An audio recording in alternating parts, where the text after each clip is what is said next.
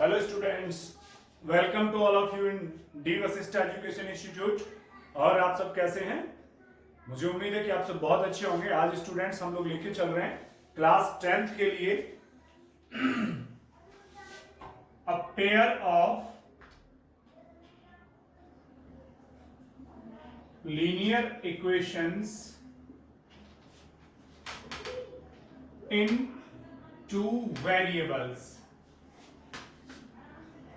आज का हमारा जो टॉपिक है स्टूडेंट्स, ये चैप्टर थर्ड है ये हमारा chapter 3 a pair of linear equations in two variables.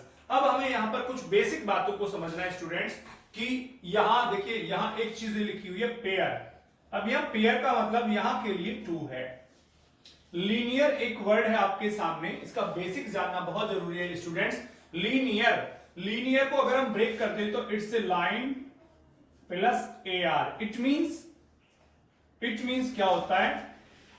Plotting a graph. मतलब अगर हम इन लाइंस का ग्राफ प्लॉट करें या एक लाइन का ग्राफ प्लॉट करें तो क्या मिलेगा? Straight line.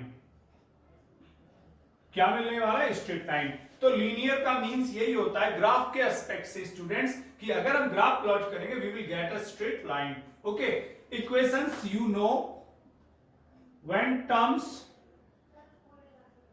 Are given to both sides of sign of equality.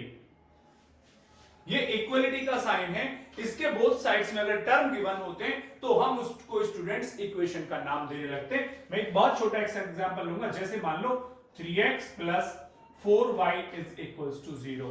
कुछ और भी हो सकता था, ये एक एग्जांपल लिया है मैंने, तो दिस इज अ इक्वेशन। ये एक इक्वेशन आता है, this is an equation students. अब variables we know very well, ये 2 वेरिएबल्स का मतलब है यहां पर हमारे 2 वेरिएबल्स होंगे। वेरिएबल्स आप जानते हैं, वेरिएबल्स उन टर्म्स को कहते हैं जिनकी वैल्यूज चेंज हो जाती हैं। तो here will be 2 variables x and y like. तो अगर हम इसका थोड़ा सा बेटा बेसिक कंडीशन समझे, a pair of linear equations in 2 variables, तो ये क्लियरिटी आएगी कि 2 straight lines in 2 variables in this situation तो आर कॉल्ड लीनियर इक्वेशन। तो अभी ये बिल्कुल मैंने बेसिक कंडीशंस आपको बताने की कोशिश की है कि पेयर का मीनिंग क्या है, लीनियर का मीनिंग क्या है, इक्वेशंस किसे बोलते हैं और 2 वेरिएबल्स का मीनिंग क्या है स्टूडेंट्स। तो मैं फिलहाल पेयर से पहले हम लोग समझेंगे कि वास्तव में लीनियर इक्वेशन इन 2 वेरिएबल्स का स्टैंडर्ड फॉर्म होता क्या है।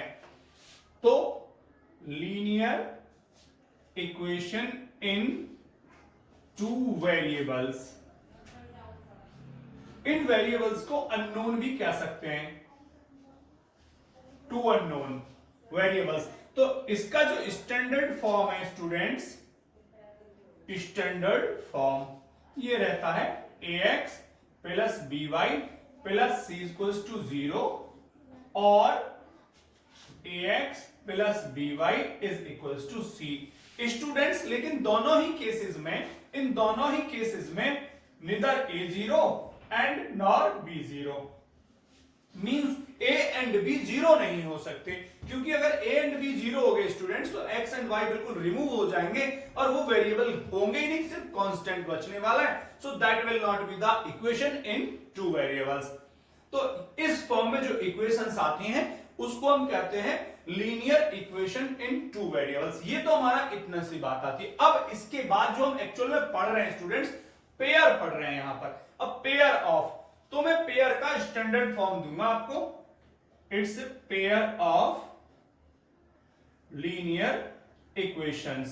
तो स्टूडेंट्स पेयर में अगर आता है तो this is a1x + b1y + c1 = 0 and a2x + b2y + c2 = 0। तो ये इसको हमने a1 b1 c1 और a2 b2 c2 में इसलिए डिवाइड किया स्टूडेंट्स क्योंकि हम इसको लेते हैं इक्वेशन 1 और इसको लेते हैं इक्वेशन नंबर 2। तो इक्वेशन 1 की वजह से x का कोफिशिएंट a1, y का कोफिशिएंट b1 और कांस्टेंट c1 होता है। एंड सिमिलरली इक्वेशन 2 में स्टूडेंट्स x का कोफिशिएंट a2, y का कोफिशिएंट b2 और कांस्टेंट c2 होता है। ये इक्वेशन 1 है तो ये सब 1 होंगे और इक्वेशन 2 है तो सब 2 होंगे। अदरवाइज तो एक्चुअल में हमें पता है कि x के कोफिशिएंट को a, y के कोफिशिएंट को b और कांस्टेंट को हम c के नाम से जानते हैं। तो ये हमारा पेयर ऑफ लीनियर इक्वेशंस का स्टैंडर्ड फॉर्म है बच्चों। चलिए स्टूडेंट्स, इसमें हम लोग हमारे पास एक टर्म आता है simultaneous linear equations in two variables. तो साइमल्टेनियस लीनियर इक्वेशंस हम किन इक्वेशंस को कह सकते हैं, हमें ये समझना है स्टूडेंट्स यहाँ पे। तो साइमल्टेनियस में इसको डिफाइन करता हूं, फिर इसके बारे में ज्यादा हम डिस्कशन करेंगे। अगर मैं इसकी डेफिनेशन की बात करता हूं तो ये कुछ ऐसे होगा, क्या, a pair of linear equations in two variables, कौन कौन, x एंड y ले सकते हैं। वैसे टू वेरिएबल्स p q कुछ भी हो सकता है, लेकिन हम यहां चूंकि एक ट्रेडिशनल हम लोग x y लेते हैं तो इसी में x y in two variables x and y वही ले रहे हैं। Okay, a pair of linear equations in two variables is said to form a system of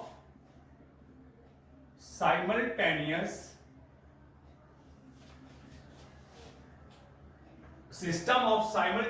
linear equations। कब, कब होंगी वो simultaneous linear, if each equation is satisfied by a pair of values of x and y। इसका मतलब यह है students कि एक ऐसा सिस्टम, टू लीनियर इक्वेशंस का एक ऐसा सिस्टम जिसमें दोनों ही लाइंस x और y की एक ही वैल्यू से सेटिस्फाई हो जाती हैं, उसको हम कहते हैं साइमल्टेनियस लीनियर इक्वेशन, यानी system of simultaneous linear equations, उसको हम नाम देते हैं। मैं यहां एक एग्जांपल लेता हूं स्टूडेंट्स, समझिए जरा मैं क्या बोल रहा था। इसका मतलब एक इक्वेशन हमने ले ली x plus y is equal to 10 और एक ले ली x minus y equal to 2, equation 1 और इक्वेशन नंबर 2।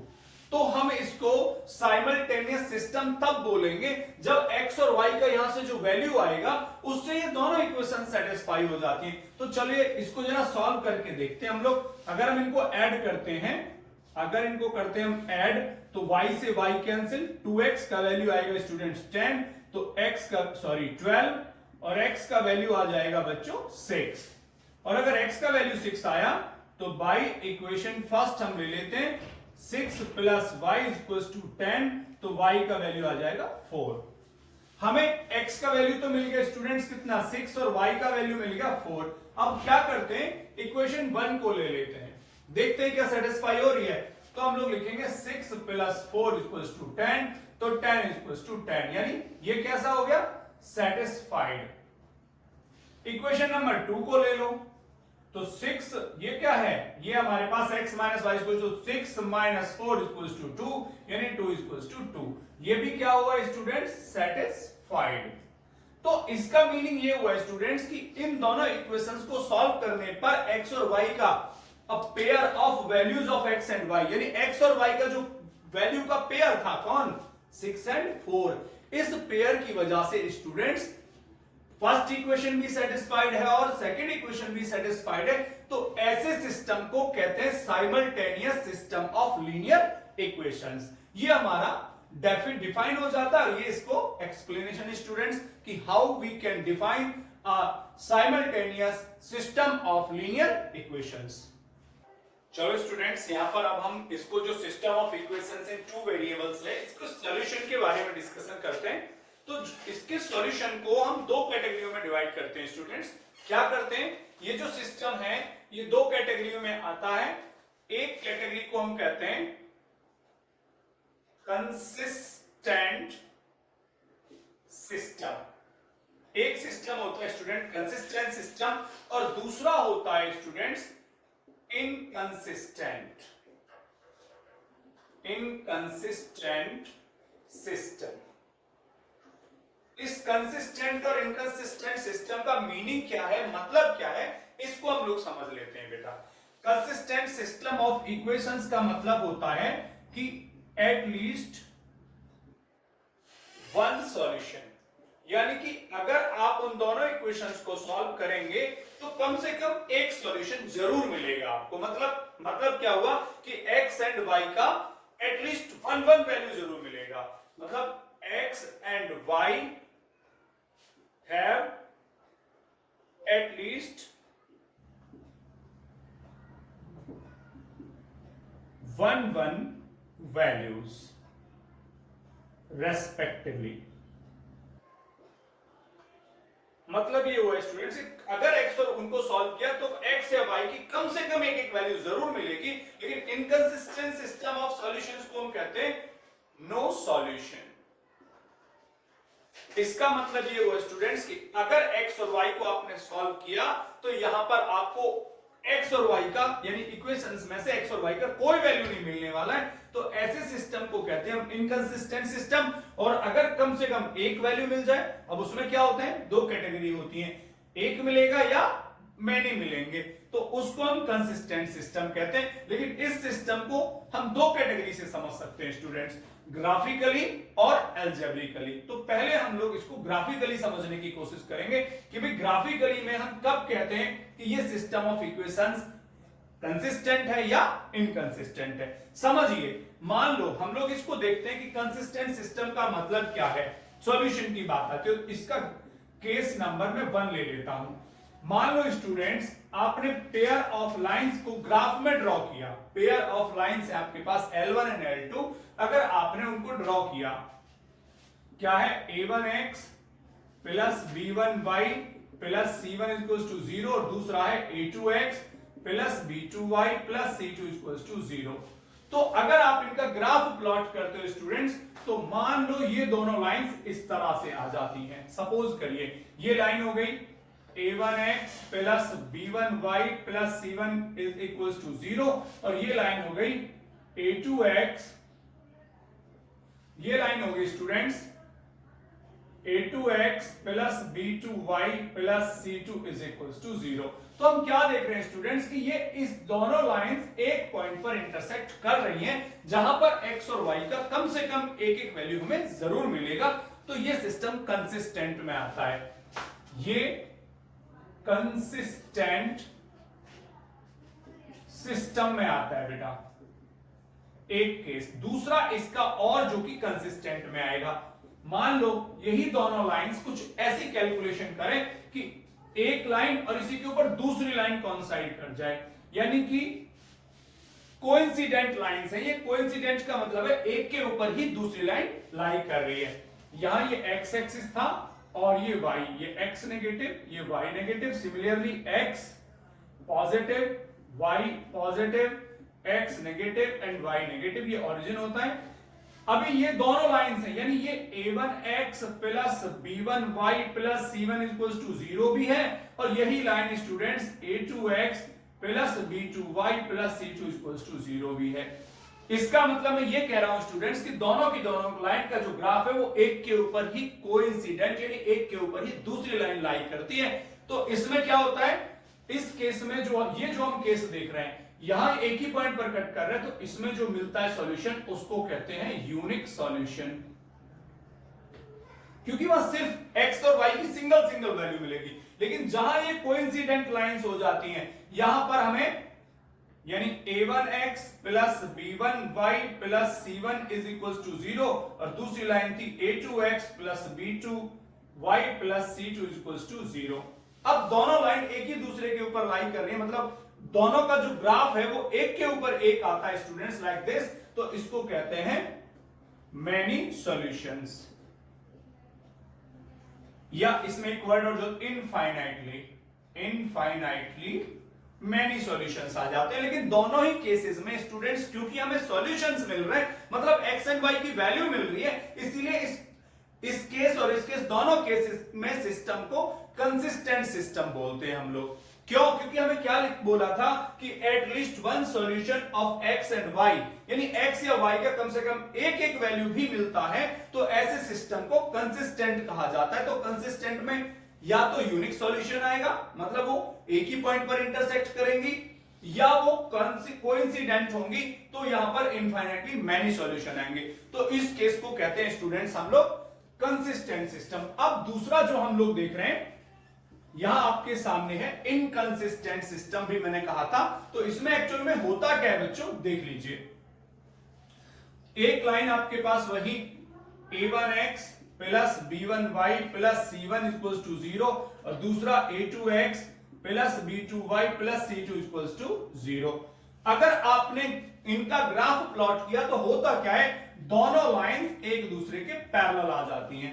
यानी ये लाइन जो आप देख रहे हैं a1x b1y plus c1 equals to 0 और ये a2x plus b2y plus c2 equals to 0। तो होगा क्या स्टूडेंट्स इस केस में कि दोनों लाइन को आप किधर एंड पर भी कितना भी एक्सटेंड कर लीजिए लेकिन ये एक दूसरे को इंटरसेक्ट ही नहीं करेंगी। और जब बेटा इंटरसेक्ट ही नहीं करेंगी तो सॉल्यूशन कैसे आएगा, मतलब नो सॉल्यूशन हो जाएगा। तो इस केस में लाइंस आर पैरेलल, लाइंस कैसी हो जाती है, पैरेलल हो जाती है और सॉल्यूशन हो जाता है नो सॉल्यूशन, यानी कोई सॉल्यूशन नहीं मिलता। और ये सिस्टम जो होता है स्टूडेंट्स इसको कहते हैं इनकंसिस्टेंट सिस्टम। तो आपको पता लगा कि जो सिस्टम ऑफ एजुकेशन होता है, सॉरी सिस्टम ऑफ इक्वेशंस होता है, वो दो पार्ट में कैसे डिवाइड हो जाता है। यानी एक होता है कंसिस्टेंट पार्ट और दूसरा होता है इनकंसिस्टेंट। कंसिस्टेंट को आपने ग्राफिकली देखा कि भाई कहीं ना कहीं इंटरसेक्ट जरूर करेंगे, और अगर इनकंसिस्टेंट की बात करते हैं तो लाइंस कभी भी इंटरसेक्ट नहीं करेंगी क्योंकि दोनों लाइंस एक दूसरे के पैरेलल होती हैं। ओके स्टूडेंट्स, अब हमारे यहां पर अभी तक हम लोगों ने समझ लिया कि भाई सिस्टम ऑफ इक्वेशंस क्या है, कंसिस्टेंट क्या है, इनकंसिस्टेंट क्या है। अब उनका सॉल्यूशन की बात आती है कि जो सिस्टम कंसिस्टेंट होगा उसको सॉल्व कैसे कर सकते हैं। तो ways of solution of a pair of linear equations in two variables, यानी जो pair of linear equations in two variables है उसको सॉल्व करने के कितने मेथड है। तो यहां पर जो हमारे वेज हैं स्टूडेंट्स, एक हम सॉल्व करते हैं इनको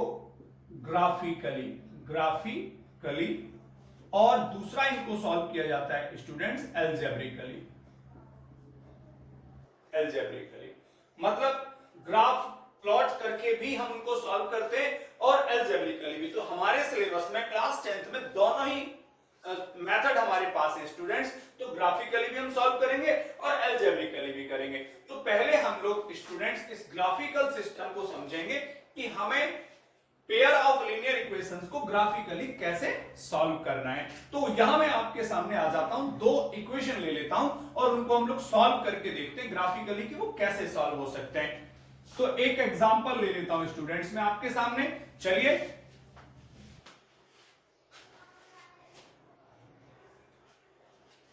मान लो एक इक्वेशन है हमारे पास,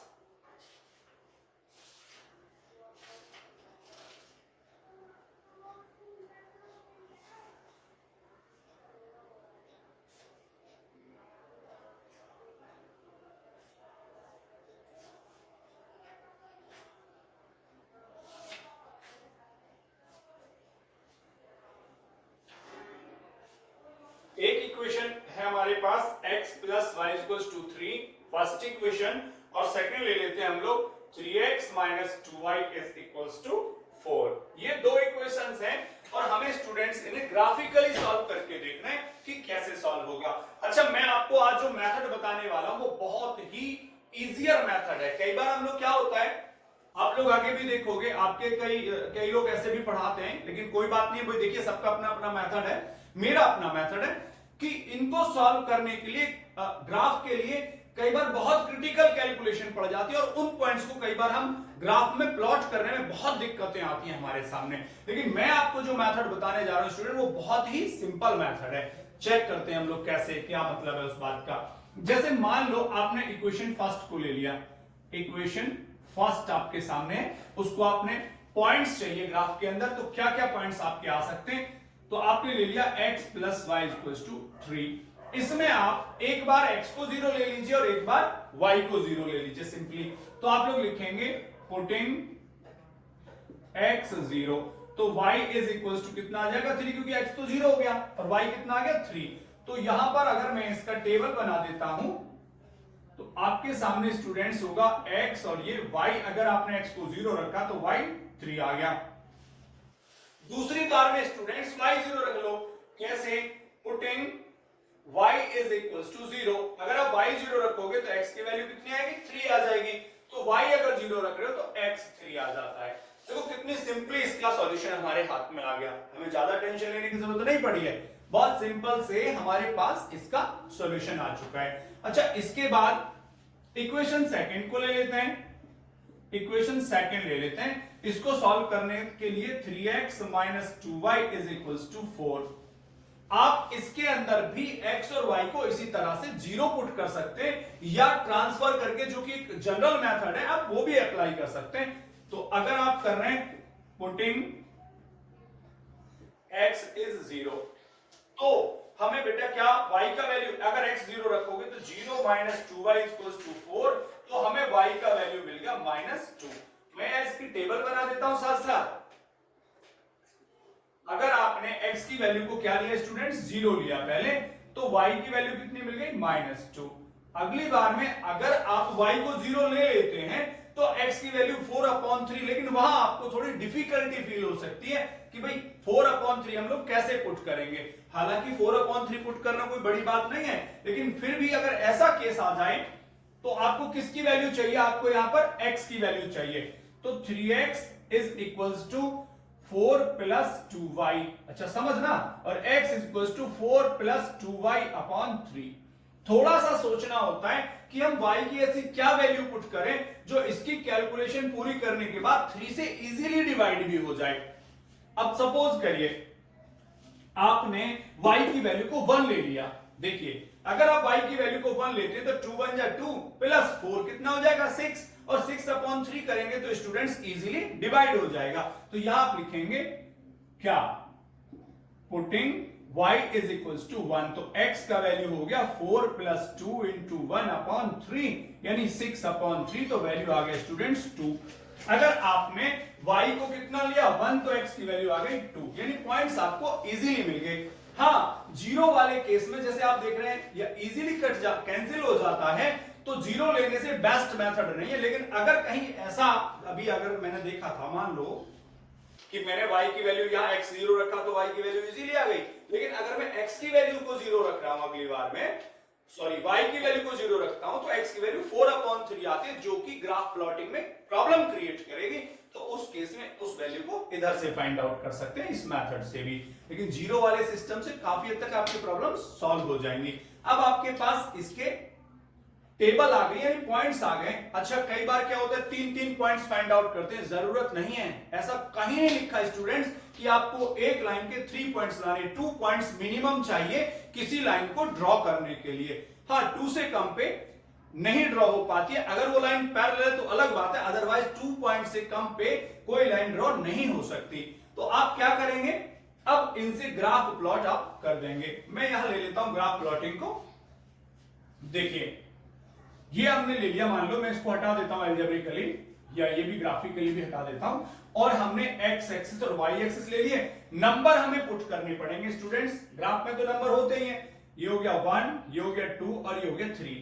इधर माइनस में 1, माइनस में 2 और माइनस में 3, +1 +2 और +3, ऐसे नीचे -1 -2 और -3, 1 2 3 1 2 3, -1 -2 -3, -1 -2 -3, ये हमारा ओरिजिन होता है।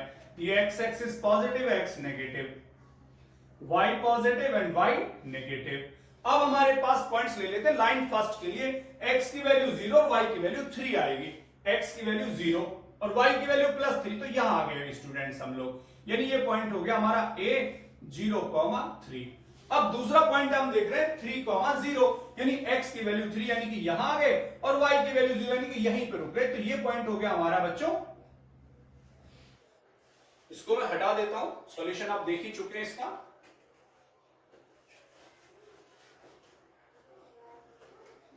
ये पॉइंट हो गया बी और यहां पर है 3,0। तो ये लाइन आप इजीली अब ड्रॉ कर सकते हो, स्केल से ड्रॉ करते हैं, फ्री हैंड नहीं करते इसको।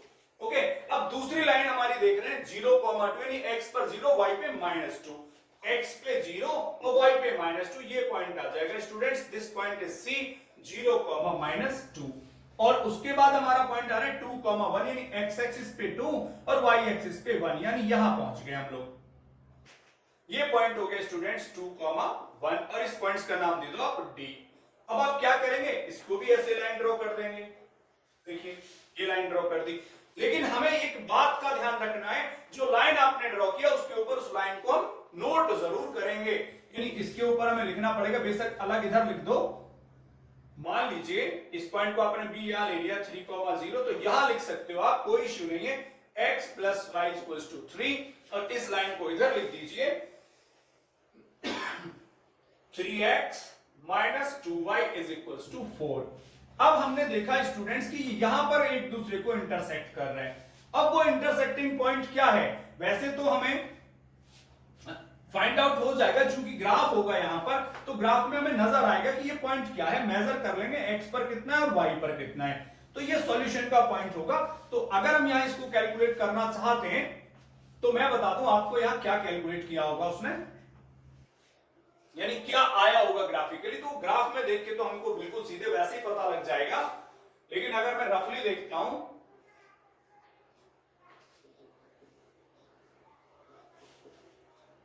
9 - 3y - 2y = 4, तो -5y का वैल्यू -5, तो y का वैल्यू हो गया 1, और अगर y का वैल्यू 1 है तो x का वैल्यू आ जाएगा 2। तो यानी ये पॉइंट्स स्टूडेंट वही है जो ये था इंटरसेक्टिंग पॉइंट, इसका क्या आ रहा है 2,1 आ रहा है।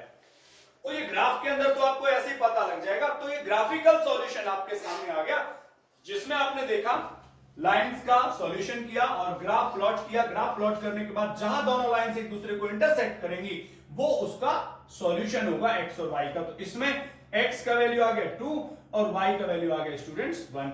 ये हमारा मेथड है graphically solution of pair of linear equations. Students आप इसको नोट करें। ओके स्टूडेंट्स, इसका हम एक एग्जांपल और लेंगे ग्राफिकली सॉल्यूशन का, और इसकी जो एक्सरसाइज है रिलेटेड वो हम इसके नेक्स्ट वीडियो में करेंगे।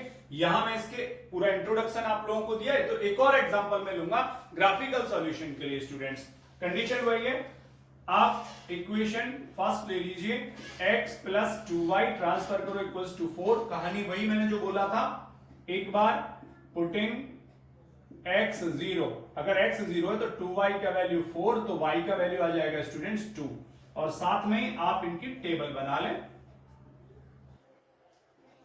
x and y। अगर आपने 0 लिया तो y 2 मिला, अगली बार में y को 0 ले लो, पुटिंग y 0, अगर y 0 लोगे तो x का वैल्यू आ जाएगा 4, 0 लिया तो x आ गया 4।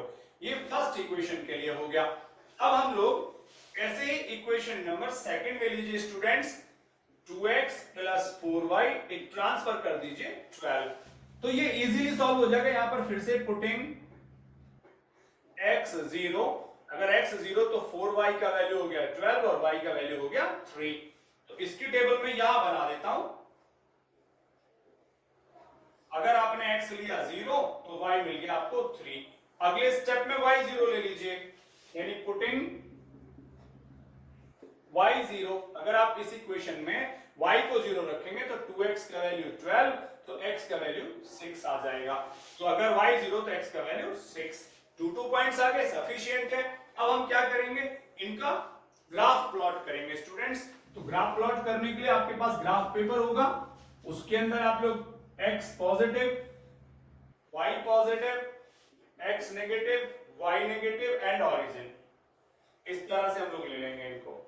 अच्छा, इसके बाद नंबरिंग करेंगे, वही उसमें होता ही है 1 सेंटीमीटर पे 1 2 3 4 5, राइट, या और आगे तक भी हम जा सकते हैं इन नंबर्स को लेकर के, क्योंकि 6 तो एटलीस्ट जाना ही पड़ेगा। चलिए मैं ऐसे ही लिख देता हूं, आप नंबरिंग तो ग्राफ में करें।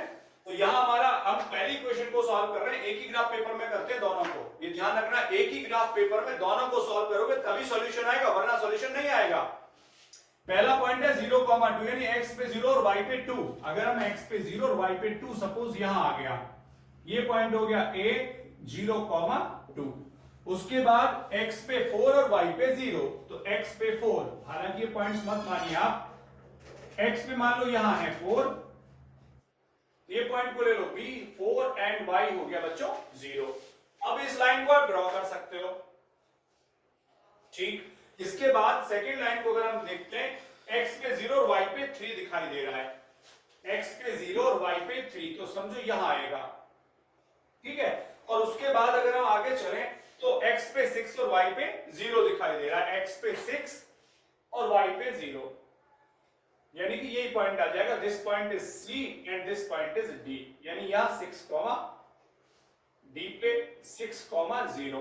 अगर हम इसको भी ड्रॉ कर देते हैं तो स्टूडेंट्स जरा ध्यान से देखिए, ये लाइंस मुझे दोनों एक दूसरे के बिल्कुल पैरेलल नजर आ रही हैं। आप चेक कर लीजिए, ये लाइंस पैरेलल होंगी और पैरेलल लाइंस को कहीं भी आगे पीछे ले जाने से वो इंटरसेक्ट नहीं करती हैं, यानी ये वो केस आ जाता है जब नो सॉल्यूशन होता है। तो पहली लाइन है x plus 2y is equal to 4, और दूसरी है बेटा 2x plus 4y is equal to 12। वैसे मैं आपको एक बात बता दूं, आगे चल के भी हमें पता लगेगा, ये तो ग्राफ से ही पता लग रहा है, जो लाइंस पैरेलल होती हैं उनका a1 अपॉन a2 और b1 अपॉन b2 इक्वल आता है, लेकिन c1 अपॉन c2 कभी इक्वल नहीं होता। a1 कितना है इसमें 1, चेक कर लेते हैं, 1 और ये 2, और इसके बाद b1 कितना है 2 और ये कितना है 4, कैंसिल करोगे तो 1 अपॉन 2 ही आ जाएगा, और c1 की वैल्यू 4 और c2 हमारा 12, यानी ये आ जाएगा 1 अपॉन 3। देखो a1 अपॉन a2 की value 1 upon 2, b1 upon b2 की वैल्यू 1 अपॉन 2 और c1 अपॉन c2 की वैल्यू 1 अपॉन 3, यानी ये दोनों तो इक्वल है, a1 अपॉन a2 और b1 अपॉन b2 स्टूडेंट्स, लेकिन c1 अपॉन c2 इक्वल नहीं है, इसीलिए ये लाइंस डेफिनेटली पैरेलल होंगी। वैसे ग्राफ से भी हमें पता लग रहा है, तो इस केस में होता है स्टूडेंट्स नो सॉल्यूशन, क्योंकि ये इंटरसेक्ट ही नहीं कर रही हैं। स्टूडेंट्स इसी के साथ इंट्रोडक्शन हमारा कंप्लीट होता है, और very very thank you for love and support my channel. Please आप इसी तरह से मेरे चैनल को सब्सक्राइब करें, वीडियोस को शेयर करें, और प्लीज कमेंट्स जरूर दें, जैसा भी आप फील करते हैं वही कमेंट्स आप मुझे लिखिए। And thank you very much students.